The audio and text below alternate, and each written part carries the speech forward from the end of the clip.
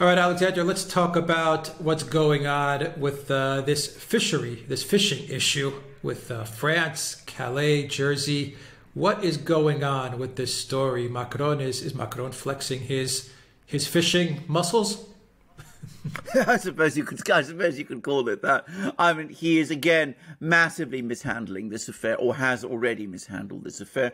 And you must always understand that we are now already, it's extraordinary to say this because the elections aren't due until next year, March of next year, but we are already effectively in France in election season. I mean, everything that Macron does is now being done with the election in March 2022 in mind. And this is part of it. Now, this is an extraordinarily complex quarrel. And I think I need to explain a few things. There is the United Kingdom of Great Britain and Northern Ireland, which consists of England, Scotland, and Northern Ireland, and Wales. And then there are these islands around the British coast, which owe allegiance to the British Crown and which are English-speaking, the Channel Islands, the Isle of Man, but which have considerable autonomy and which technically are not part of the United Kingdom. Jersey is one of them. Now, Jersey and these other islands have essentially split away from the European Union, as Britain has done. And as part of the deal that Boris Johnson and the European Union negotiated, there are supposed to be licences granted by Britain and some of these islands to French fishing boats that use parts of British waters to carry out fishing. Fishing, by the way, was an enormously controversial topic. It's something that some people in Britain, many people in Britain, feel very strongly about. It is widely accepted that Boris Johnson made significant concessions to allow French fishing fleets into British waters in order to get the Brexit deal done. And there's been some resentment of that in parts of Britain. Anyway, Jersey, which has an independent government, has slow-walked the granting of licences to French fishing boats. It says that some of the fishing boats that are trying to enter these waters are not actually entitled to those licenses because they've never fished in that part of the sea before. And the French fishing boats have responded by pushing around Jersey, and they seemed at one point to be minded to blockade the port of Jersey. So Boris Johnson sent his two warships basically to prevent that blockade from taking place. And then Macron escalated the situation by sending the French fleet to support those fishing boats. Now, I think everybody in London who looks at this thinks and feels that this quarrel could have been sorted out very quickly through diplomacy, and that it is in fact Macron who has escalated it, that he basically encouraged the French fishing boats to act in the way they have done, and that his decision to send the French fleet into the area to confront the Royal Navy was an extraordinarily reckless and frankly inflammatory step. So there's been considerable anger about this in London. We should not underestimate the feelings some people in London have about this. But the very last word is that there's moves now to try to patch this up. The truth is that Britain and France in recent years have got quite close. The British and the French have very close military cooperation, for example. But Macron's actions are putting all that under increasing stress. Macron is also, I think it's worth noting as well, that Macron is also facing, once again, more military letters, which are basically telling him to shape up or risk, getting taken out.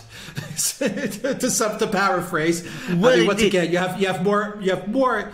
It seems like Macron is is just making all the wrong moves at all the wrong times. He can't catch a break, and maybe he's not looking to catch a break.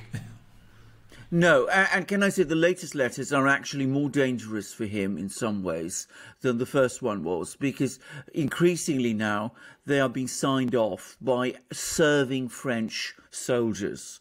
And what many of these soldiers are saying in these letters is that they've been asked to go and fight against Islamist movements up and down the world, especially in North Africa, even as Macron turns a blind eye to the growth of Islamism, jihadi movements in parts of France.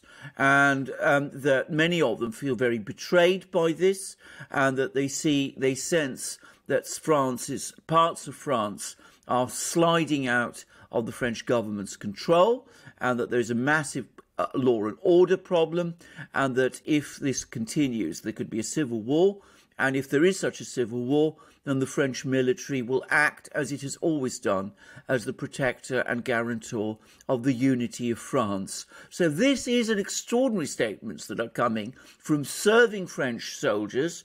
They're basically saying to Macron that he is failing in his primary duty to preserve the nation.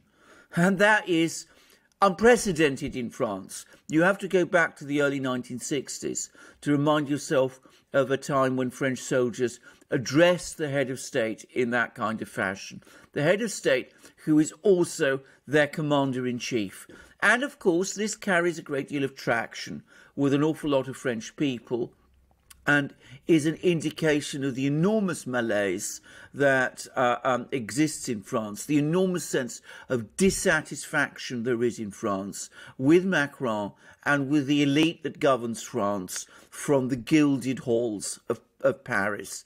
Now, that explains why Macron, for his part, is taking these very strident steps against, for example, the British, why he's acting against the old enemy, if you like, sending French fishing fleets to blockade Jersey, sending the actual French Navy to support them. He's basically trying to, drape himself with the tricolour, the French tricolour, even as more and more French people feel that in reality he is betraying it.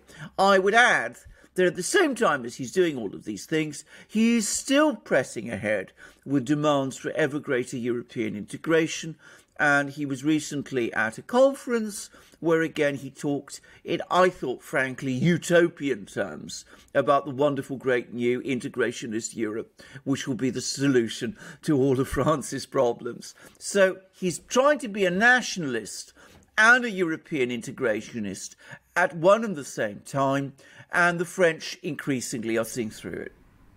Yeah, he's all over the place. I agree with that. He's absolutely all over the place with regards to what's going on in Europe. I mean, we've actually got Finland is the only country that's stopping this EU tax slush fund, recovery fund / extended tax powers being granted to the center, to the orb that is the Brussels technocrats. And it's really Finland that's only standing in the way. Yeah. Good for the Finns. Good for the Finns. But how long will they? Pity people. Well, exactly. It's a small country, so we'll see how long they can keep it going. How long will they be able to withstand this? That's the question. But I would think that Macron, the last thing Macron should be doing, I understand that maybe he's trying to conjure up some sort of nationalist, patriotic movement behind him. But I would think that the last thing he needs is to go up against the UK here and create this type of fishery row between the two countries.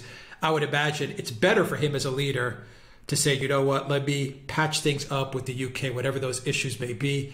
Let me sort them out and let me start focusing on my country. Because once again, you go back to the letter. Let me read you some quick excerpts from that.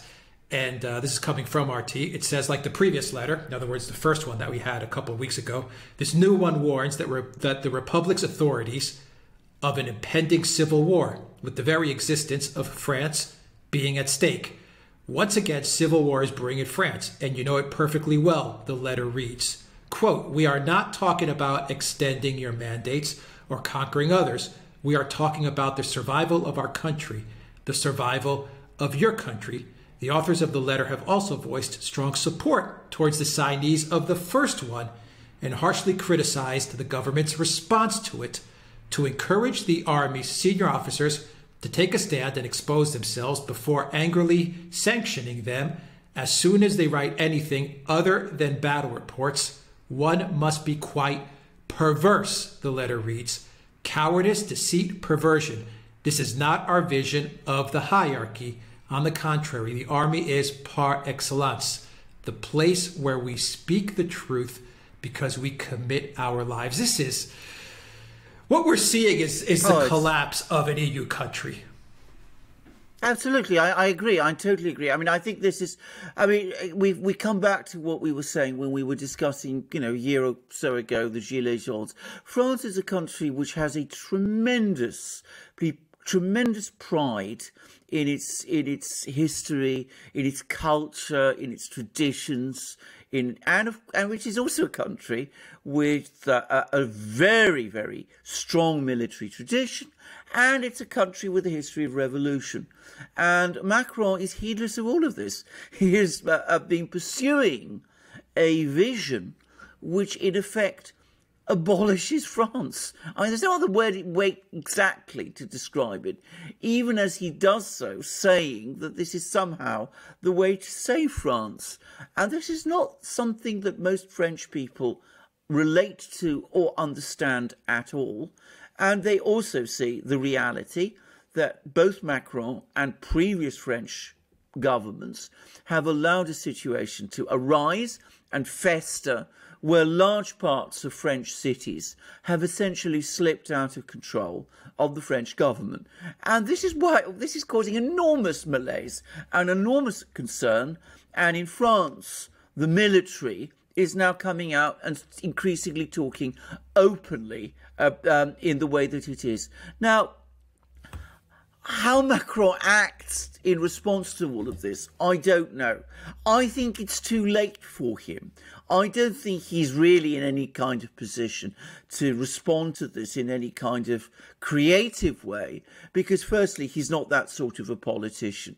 And secondly, doing so is completely beyond his own understanding and his own imagination. He's probably just going to continue exactly as he has before, relying on the support of the police to keep him in control. And of course, if he were to stray from the one true path he has set himself, well, he would face all kinds of problems from the people who put him in the presidency in the first place, who want him to pursue this integrationist, globalist agenda that he has so enthusiastically endorsed. But also, it's important to say that what you said about Macron's foreign policy and his relations to Britain is absolutely right. Logically, a true French leader at this time would be saying to themselves, well, France is under enormous pressure from the EU. Germany is, bearing down heavily on France all the time. What France needs to do is to reforge its own friendship with Britain, its entente cordiale. It ought to be the time where a French president and a British Prime Minister, and by the way, Johnson speaks some French, ought to be working together, forging their friendship, bringing it ever closer, and using that as a counterbalance, if you like, against the Germans. Macron doesn't do that because, of course, he can't stomach the fact that Britain left Europe. So he is in confrontation with the British, and that's making him more dependent at this time on the Germans. And that means that he's pushed even more to pursue policies that more and more people in France are seeing as inimical to France. Now, I'm going to say something. I think you talked about the destruction or the collapse of a country. I think France has been through very difficult times in its past, and it's come through. But if there is no change in the next French election, the one that's coming up in a year's time, if we see Macron and Macronism, which, to be clear, precedes Macron, the line of policy that's, Hollande had, and then, you know, was in some ways goes back all the way to François Mitterrand. If that continues, and it's achieved through the same sort of manipulations that we saw in the previous French election, then a political crisis in France of a like we haven't seen for many decades, going way back into the 20th century, that begins to look like a very real and serious possibility. So this election that's coming could very well be a turning point for France. Either there is a new president of France, who at the moment, to be very clear, can only be Marine Le Pen. There is no one else. A new president of France that starts to respond to these pressures within France, that understands what, you know, the soldiers are saying and what the Gilets jaunes are saying and what so many people in France are saying, and starts to push back against the integrationist and globalist forces. Either we get that, or we get more Macronism, in which case we risk a very real collapse, and given the history of France, perhaps even a genuine uprising, which might take forms which we simply cannot imagine. All right, we will leave it there, guys. I will drop a 10% coupon down below to all merchandise on the Duran shop. Use the code REALNEWS to the Duran shop. And also Locals, Super U, and Odyssey. That is where you will find a lot of our current content and exclusive content. All the links are down below. Take care.